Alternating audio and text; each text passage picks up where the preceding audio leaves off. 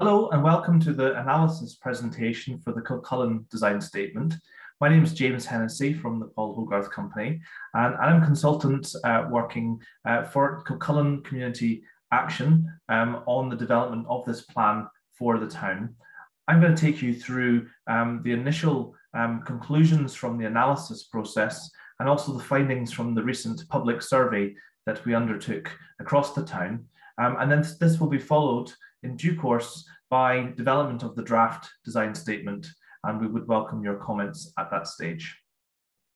So understanding Kokolin, we're making sure that we're looking at the regional context, the position of the town in relation to nearby settlements. It has very good road connectivity, proximity to the urban centres of Naas and Newbridge and Kildare, and indeed proximity to Dublin. Although public transport perhaps is not as frequent as people would like, so there's scope to improve those connections, particularly by public transport, but also foot and cycle. The landscape around Kokolin is very interesting too.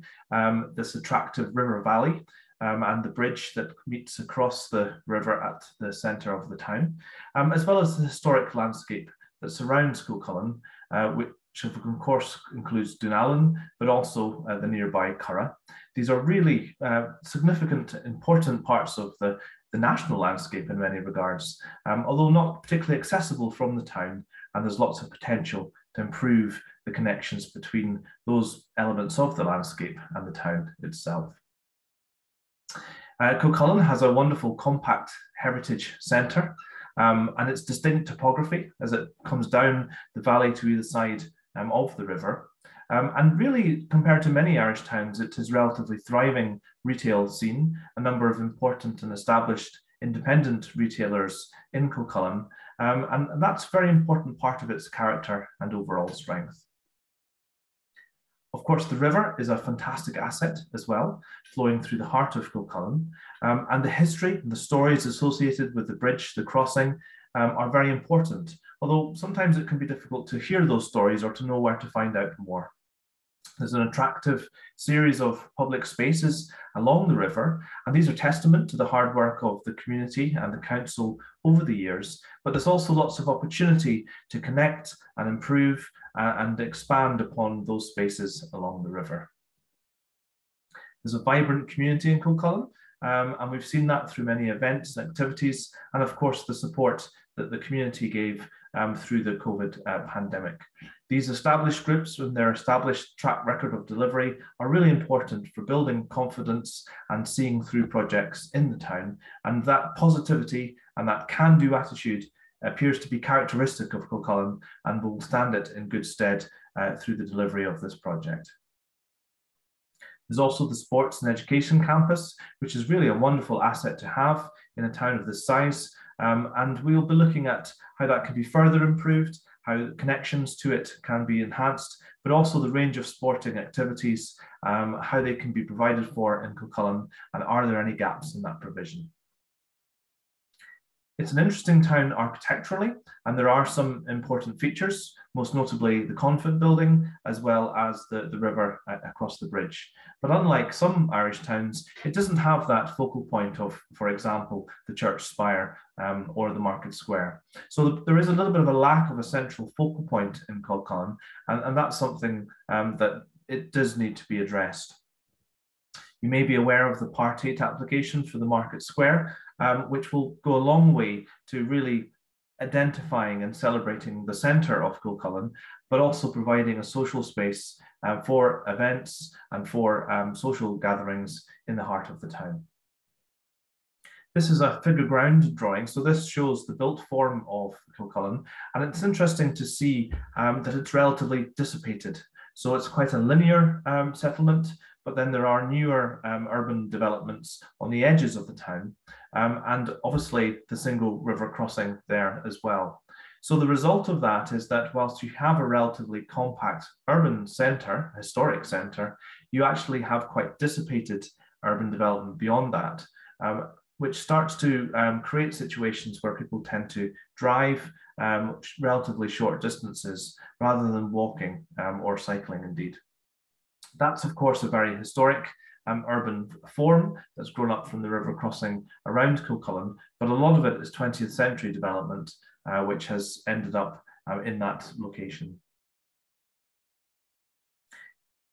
A common point raised to us through the consultation process has been the impact of vehicles in Kokolin, and that is very evident and certainly detracts from that underlying quality and character of the heritage town. There are a number of factors contributing to the traffic in Kokolin. One of them, as I mentioned, is people living in locations where they are compelled to drive into the centre, but another notable one is through traffic and heavy goods vehicles associated with some of the businesses and quarries, etc. nearby. There is no quick fix to these issues, but they have to be addressed to enable an improvement of the pedestrian and indeed the cycling environment, which is so critical to the focal point for the community. We also need to look at this from a larger perspective, looking at the regional draws and how these routes are working for or indeed against Kilcullen. Walkability is a very important concept as well. It isn't a very big town, so we should be able to look at walking routes and how easy it is to walk 5–10 minutes around the town, but that may lead to a requirement for better linkages and new pathways and connections. There are some good pedestrian areas in the centre of Kilcullen, and they are in generally good condition. There's also some good cycling facilities as well, but they're incomplete because there aren't necessarily the safe routes for cycling which encourage people to cycle through the town at all times.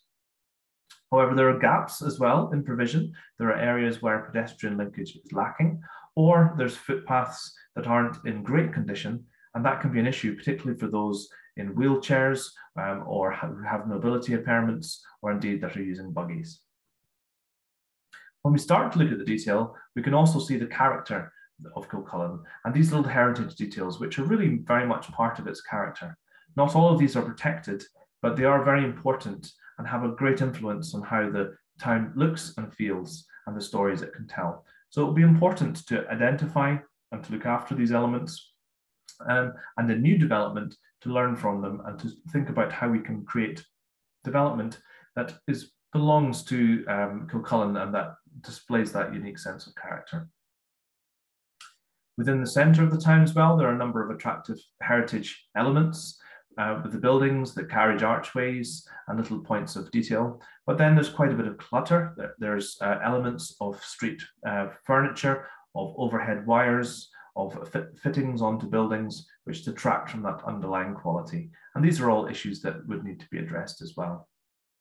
There are some vacant sites and buildings within the town, and we're in the process of mapping those. Fortunately, they're not as frequent as in some locations, but nevertheless, it's important to think about the future of those buildings and to find ways in which they can be repopulated. There's a mix of signage in Kilcullen as well. Some of it is lovely and very creative. Some of it has got a little bit tired over the years, and some of it is a little bit disjointed as well. So there's certainly a lot of potential to look at signage, to perhaps remove signage that's no longer required, but to introduce signage that helps people to find their way around Kilcullen, but then also helps to share and tell some of the stories about the history and culture of the place. There's also scope to improve connections and links. We have the Slina Slotcha, but there may be other paths and routes and trails that could be developed for the future of the town. The river, of course, is another wonderful source of life and activity with, for example, the kayaking club, but there's lots of opportunity to bring further life to the river and to really celebrate that natural asset. And of course, through the COVID pandemic, we have seen some wonderful interventions that have really sought to bring life out onto the streets and to populate our public spaces. There's lots of learning to be had from those interventions, and perhaps there's more opportunities elsewhere in the town. So that's a summary of the analysis points from our process so far, and we'll be documenting this information as part of the design statement. But also, of course, we have the public consultation exercise, to which we had an immense response from the public. We'd like to thank everyone who took time to complete the surveys. 629 responses is quite remarkable for a town of Kilcullen's size, and that provides a really valuable source of information upon which we can develop the design statement. Those respondents were predominantly people that are in Kokolin every day, and people that live in the town. So this largely reflects the sentiment of local people, but it was also good to see that we had a number of respondents who visit, work and socialise here, and we had a healthy number of school children participating in the survey, which is an excellent result as well. We asked people what they felt makes Kokolin distinctive and unique, and people instantly said community. That was a recurrent theme through the friendliness and the sense of community in Kokolin, closely followed by the quality of amenities and indeed the built heritage as well. The landscape and accessibility were also raised. We asked people what they felt Kokolin looks like in terms of its success within the following themes. So amenities. A lot of people saying that they're already very good, which is excellent. People want to see a walkable town. They want to see good public spaces and better infrastructure. And really interestingly, a strong response in relation to creating recreation space for teenagers, places for young people to go and to feel welcome. We asked about attractiveness, and people cited greenery as being particularly important, but also aligned to that is the quality of maintenance. We also talked about the quality of buildings and interpretation of the history and stories of the town, while also addressing traffic and other issues as well. That brings us to transport, and public transport came through very strongly in the response to the public survey, as did connectivity, both at the local level, but also beyond the town as well.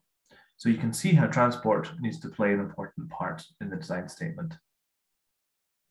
And with the environment, we had a lot of responses on this around future-proofing, particularly in the context of the climate crisis, around impact in terms of reducing our negative impact upon the environment, and about the natural environment, how we can enhance the wonderful natural assets that we have both along the river and in the landscape more generally. And sustainability, lots of fantastic ideas are coming through the survey with regards to recycling, allotments, electrification, but also how development can be more sustainable and have less of a negative impact upon the environment. We have a whole body of feedback from the survey and lots of comments that you can see here, a little selection from, and it really reflects the passion, the strength of feeling and the interest that local people have about Kokolin and their desire to see it improve over the years. And once again, we'd like to thank everyone very much for their participation in that process. Finally, we asked people which words best describe Kokolin, and again, community came up very highly, as did the attractiveness of Kokolin, sustainability, as well as improvements to the road infrastructure. A little cross-section of the respondents. We had majority there actually under the age of 18, which is wonderful to see, and then a strong cohort from between the ages of 35 to 54. Some other areas, such as those in their 20s, that we need to make sure we reach out to in the next stage of consultation. There was an event in the town hall, and we enjoyed meeting several people in a post-COVID environment, which was lovely. That also included a SWOT analysis that was developed with the residents who joined us there. And again, we have a whole further body of valuable information upon which to build the design statement.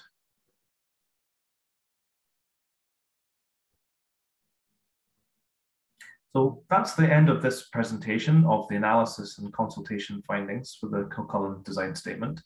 I'd like to thank you very much for listening. We will be back in Kokolin on Saturday, the 12th of February, 2022, for another engagement where we'll be exploring in a bit more detail some of the topics raised through the consultation. This will then be followed by the drafting of the statement and the public consultation exercise that will happen at that stage. Thank you very much.